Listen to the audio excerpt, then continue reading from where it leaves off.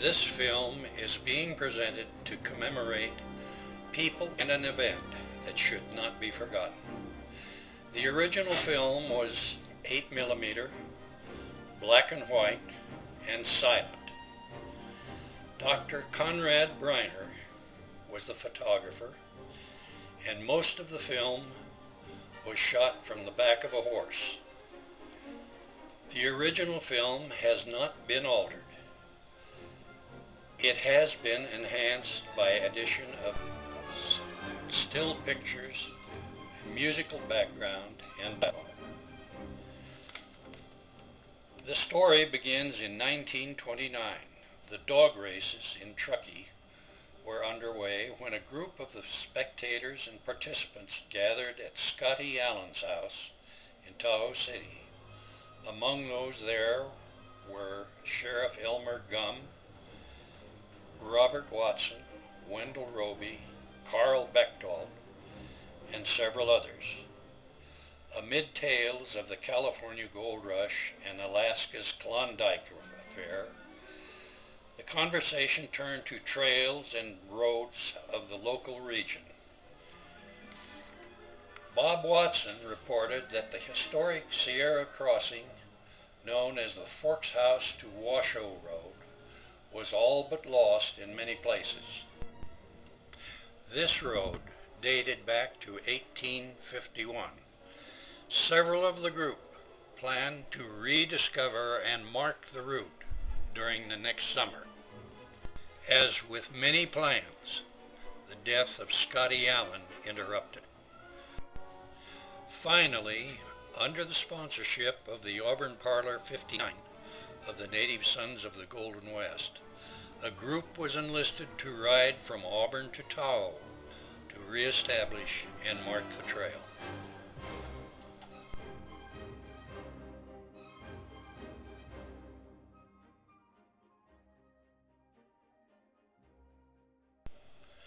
This, then, is a chronicle of that event, one that eventually triggered our now famous 100-mile endurance horse ride and the 100-mile endurance run, and eventually led to Auburn's being called the endurance capital of the world.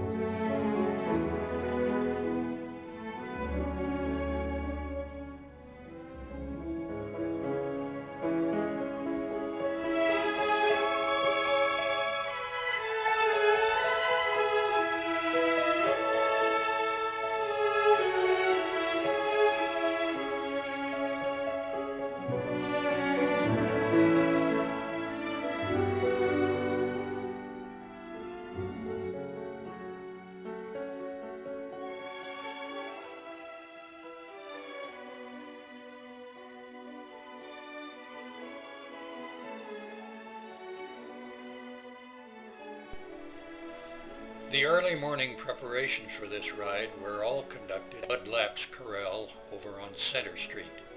There's now a church on that location. The activity was fierce, and all hands were really watching what was going on. Everyone was looking for a loose nail or a wrinkle in the blanket. There was one young man in the area who wanted to be a cowboy awful bad, and he finally worked around and got aboard, and he told his pa, Earl Lukens, "That's okay, Dad, I'll take the buck out of this horse for you."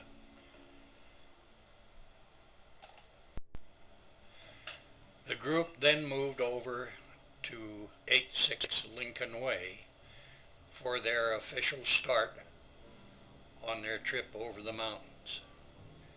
This shows the group lined up in front of Lukens' store, which was then located next to the Bank of California. Here we have Bill Patrick, an old-time teamster, a man of some note around the area for his historic loads of machinery into the back mountains. Bill supplied the horses for the group, or at least some of them, and a lot of the expertise. Here we have Dr. C. Conrad Briner, a very well-known physician and surgeon in the area, and at one time mayor of the city of Auburn. Dr. Briner was the photographer for this program and responsible for this film. This is Wendell Toll Roby. He owned the Auburn Lumber Company and was probably the instigator of this trip, actually. He later became known as the father of the endurance riding and skiing industry in the area. Here we see J. Lavelle Shields, known as Lavelle. Lavelle was recently out of college and looking for work, and he volunteered to come along on this ride at the insistence of my father, who was a neighbor of his. That's about it. He was the youngest man on the trip. Good. Here is my father, J. Earl Lukens. He was a leading hardware and furniture merchant in Auburn about that time. He was an avid outdoorsman and very avid gold miner. He loved the gold mining industry almost to his bankruptcy. The one thing he did dearly love was telling stories about the goings on this trip. With this, the great trek was underway, and they went up Lincoln Way to their first stop, where Wendell placed the first sign on a telephone pole at the railroad undercrossing at Upper Lincoln Way. They then proceeded on up to Forest Hill Avenue, which was, of course, the road to Forest Hill in earlier days.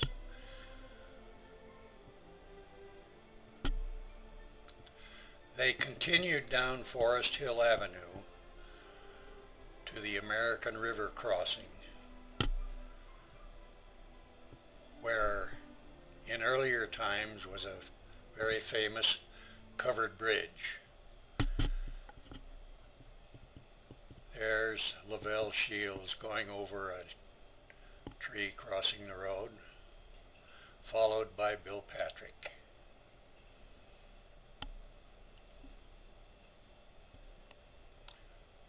This trail winds down to the river and is now a very interesting footpath and hiking trail. Now we're fording the American River just below the bridge crossing in the area of Clark's Hole.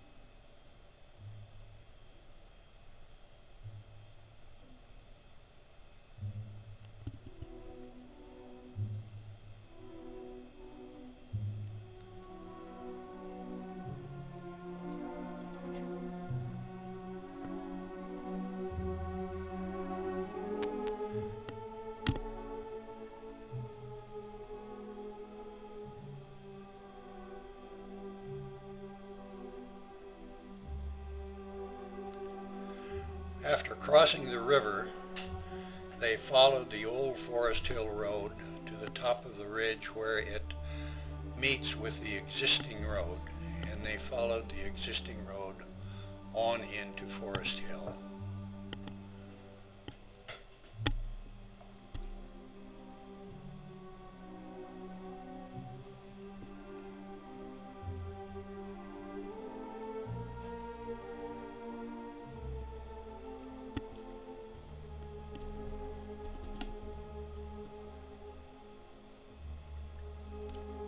This picture is taken from what is now the Forest Hill Road, and you can still see lime rock across the canyon.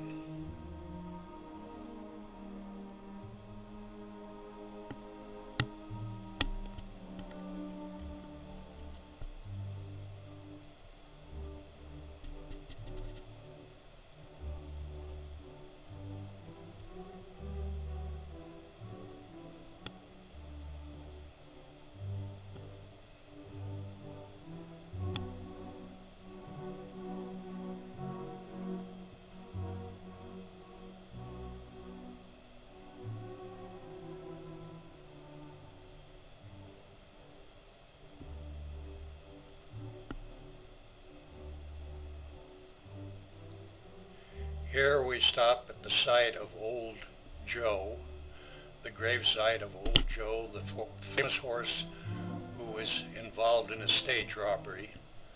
He was killed because he wouldn't stand still.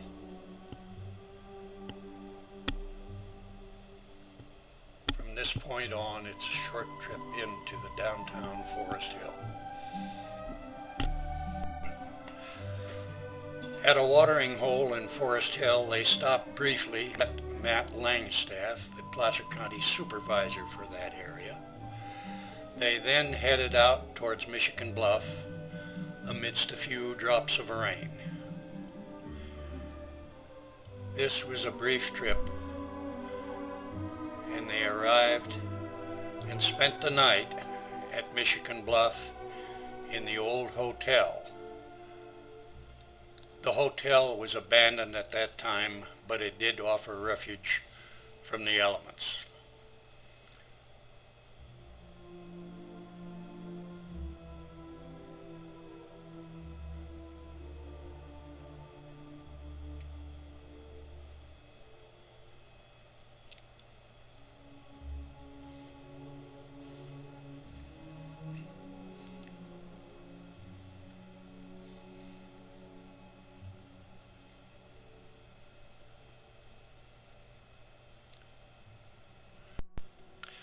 This is the morning of the second day, the day of departure from Michigan Bluff, and very interesting old town dating back for many years. They stayed in the old Empire Hotel for the night and left early in the morning across the canyon to Last Chance. Portions of this building are still in evidence in Michigan Bluff today.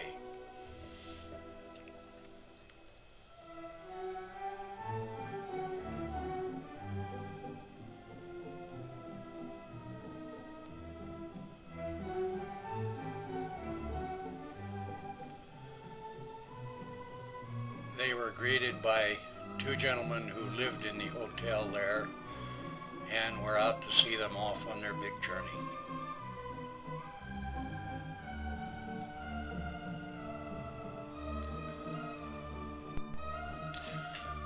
There is still a sign today where you see this one that indicates the trail across El Dorado Canyon.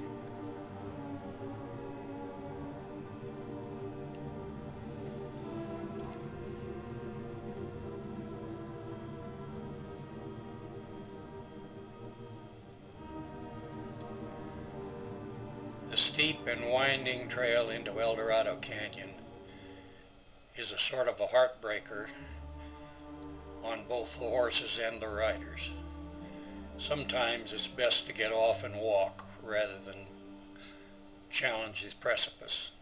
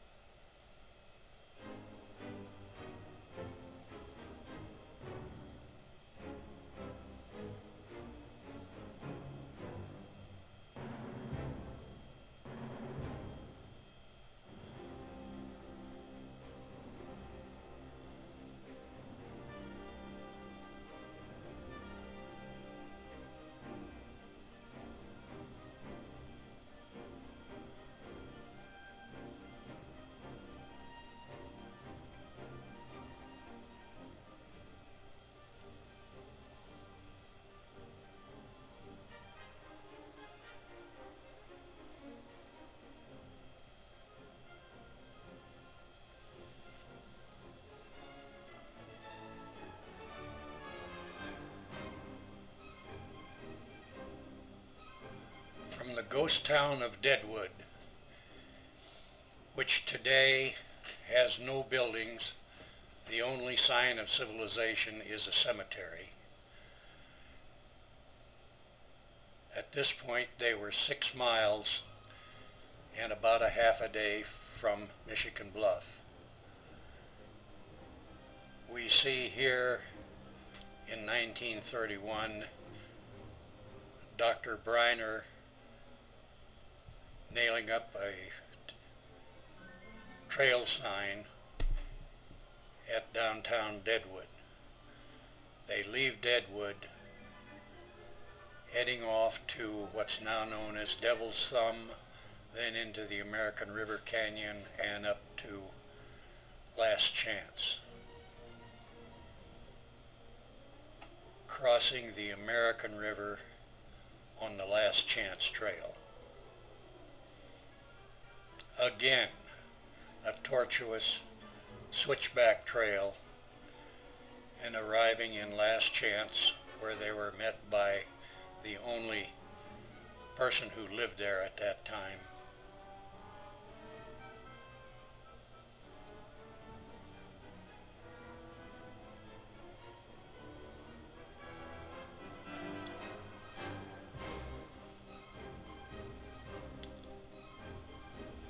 Again, Last Chance had very few inhabitants.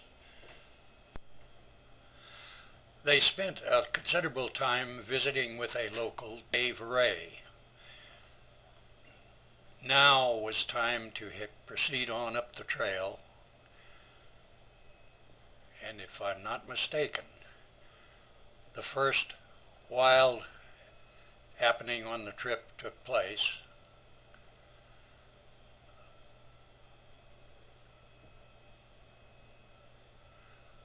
Pack horse named Dynamite decided to go on his own.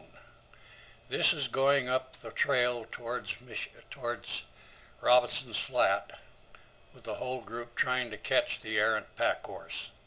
You can imagine their friendly feelings towards the horse at that time.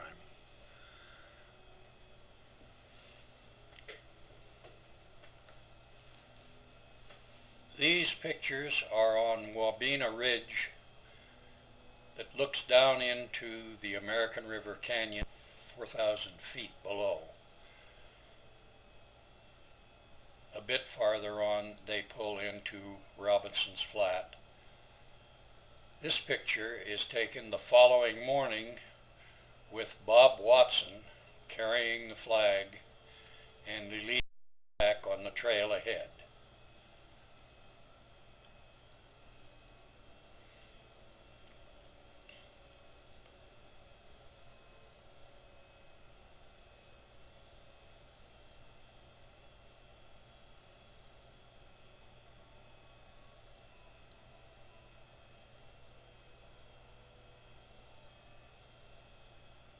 Here comes Dr. Briner with his trusty movie camera.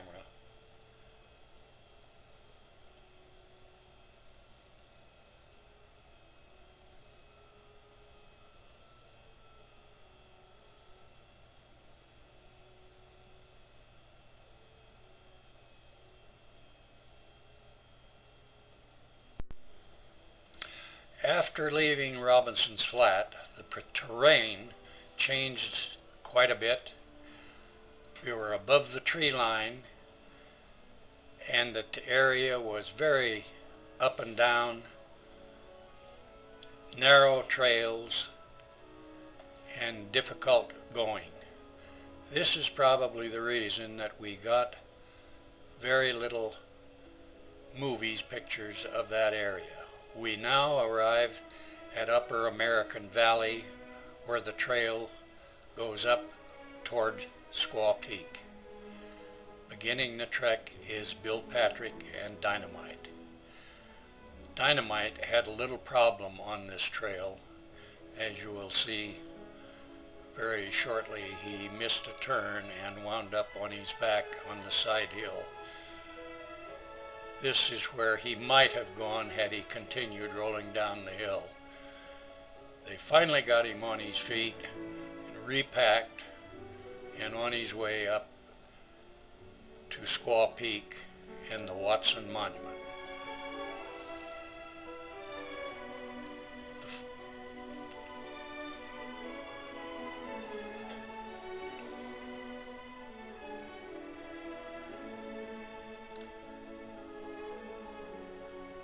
These are pictures of the group farther up the hill, mountains in the background as they come over the pass at Squaw Peak, and shortly you will see them gathered at the base of this big mountain known as Fort Sumter.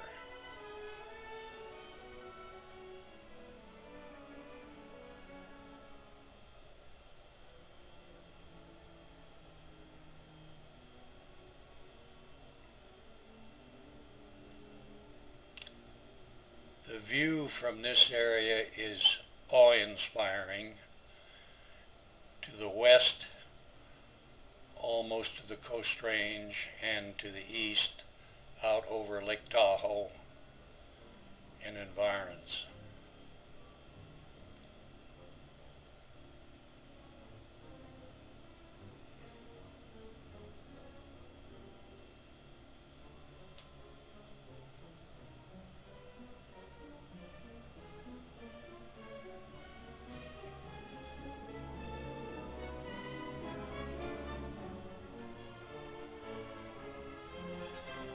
They were met by a group from Tahoe City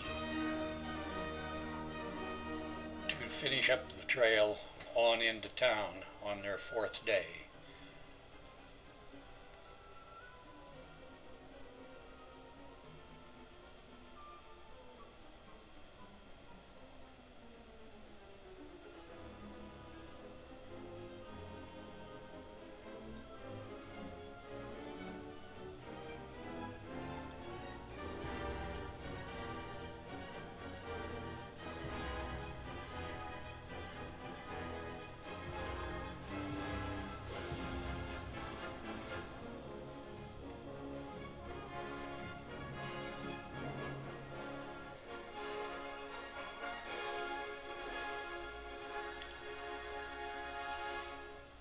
There we have the raising of the flag on the monument, shaking hands with Bob Watson, all the members of the group. Here was the group placing the flag on top of the monument. The man doing the honors was an old horse wrangler named Bob Skates from Tahoe City. The group had come in from Tahoe City to join them and to take them on into town for the frivolities.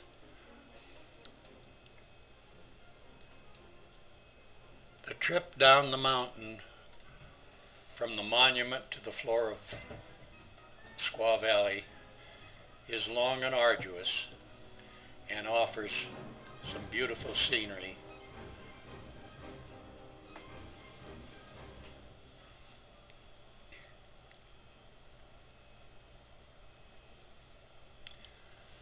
Needle Peak on the right, looking to the west towards Forest Hill and Auburn and the valley.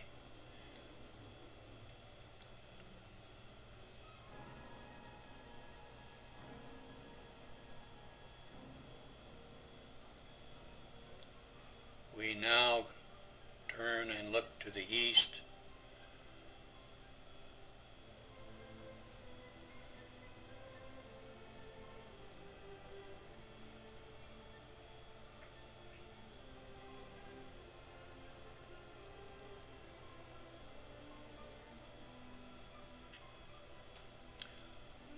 On a clear day, you can see the waters of Lake Tahoe from this point.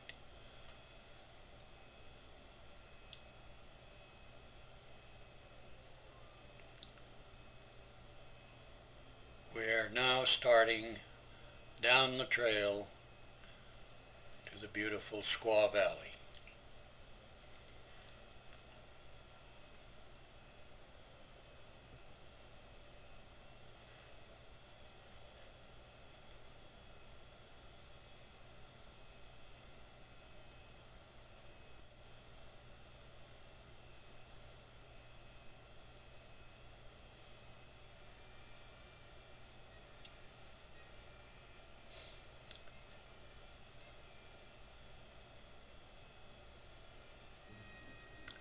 This trail down into the valley is relatively short and offers a good chance to see some magnificent scenery and relax a bit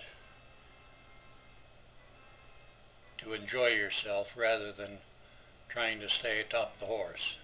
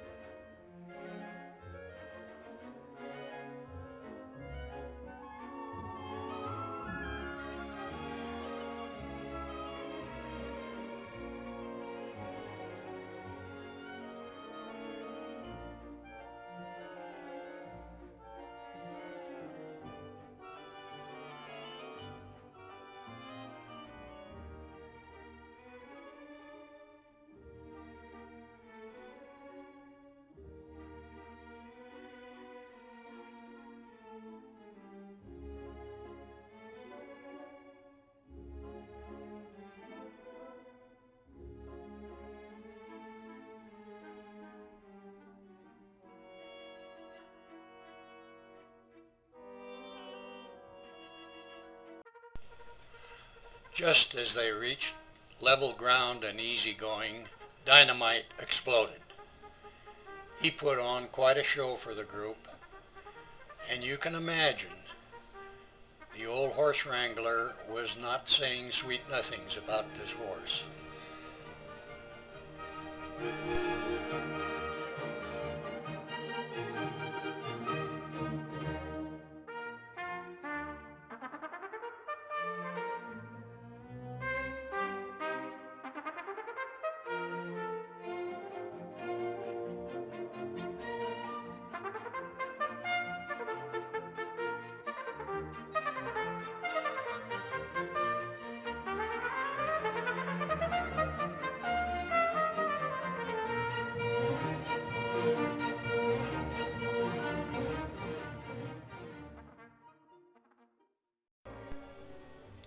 As the story goes, while going on into Tahoe City, my dad confided to Lavelle Shields that he was very stiff and sore from his 4 days of riding. And he kind of chuckled and said he wasn't too sure he could get off the horse by himself. Lavelle listened and confided with Bob Skates, who had the livery stable in Tahoe City, and they worked up a little deal on him. Here they are, arriving at the shores of Lake Tahoe to water their horses on the public beach. I wonder if the county health department would approve of that proposition today.